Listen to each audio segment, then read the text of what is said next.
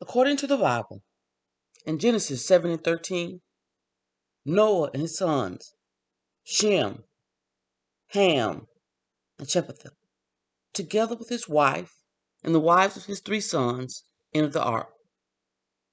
After the flood, they were the only human mankind on the earth. Genesis 9 and 1 tells that God blessed Noah and his sons and said unto them, Be fruitful and multiply and replenish the earth.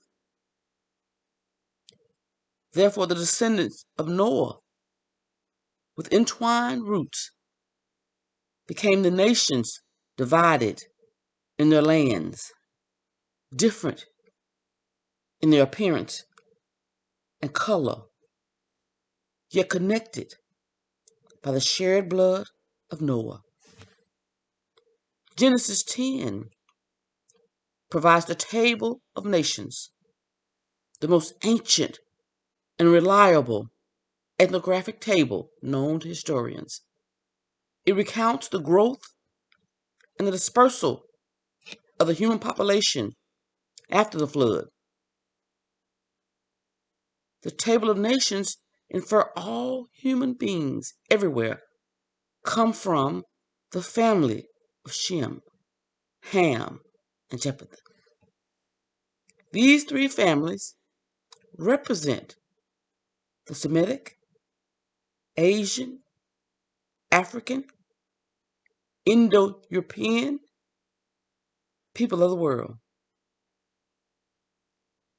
DNA information confirms the relationship that exists between bloodlines, the migratory nature of our ancestors, as well as the commonalities among each of the ethnic groups, which confirms that every person alive today can name Noah as their progenitor.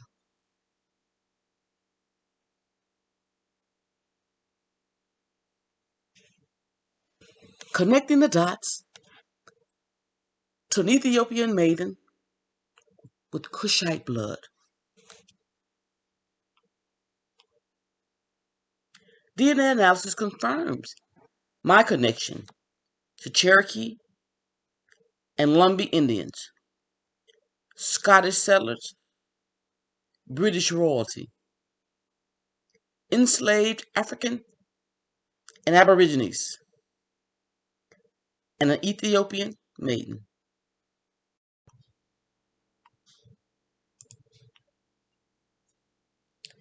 With DNA, I have traced my roots back to Oromia, Ethiopia, and uncovered entwined roots that connect the dots to Cushite roots from Ethiopia in my Oromian ancestor, Mesh and Gillie, 2 beautiful Ethiopian maidens taken from their homeland, contrary to their will, without knowledge of their destination, no hope for the future. They were forcibly carried thousands of miles across an unknown sea to an unknown faith in an unknown land by Sir Edmund Andros, the appointed governor of the then colony of Virginia, who bought 6 slaves he had previously purchased in Ethiopia from England to Virginia. They were Betsy the maid, Mesh the cook, Gillie the nurse, Harry the horseman, Moses butler, and Ned the yardman. During a return trip back to England, he appointed Oliver Littlejohn, a Scottish immigrant of European descent, to oversee his house. He fell ill when he returned back to England, and he died in England and never returned to the colonies. And the slaves were entrusted and went to Oliver in 1697. Oliver Littlejohn and his sons were plantation owners, and they owned slaves. Thus the family made an agreement. Since the Ethiopians' house servants were not bought by the family, they would not be sold as slaves by the family.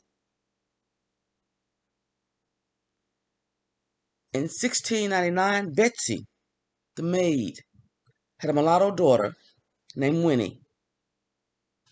A few years later, Gillie, the nurse, had a mulatto son named Tillman.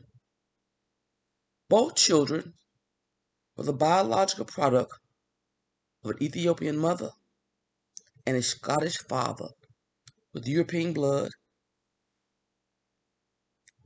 When the writers of the Bible spoke of Cush and the Cushites of Ethiopia and the Ethiopians, they were referring to the land of Ham and the descendants of his son Cush, while the descendants of his son Gomar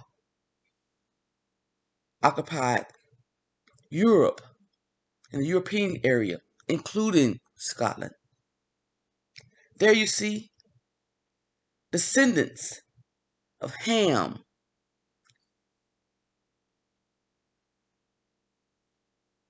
and Jephthah, European descendants, were the first blacks to carry the name Littlejohn. Blood in my blood.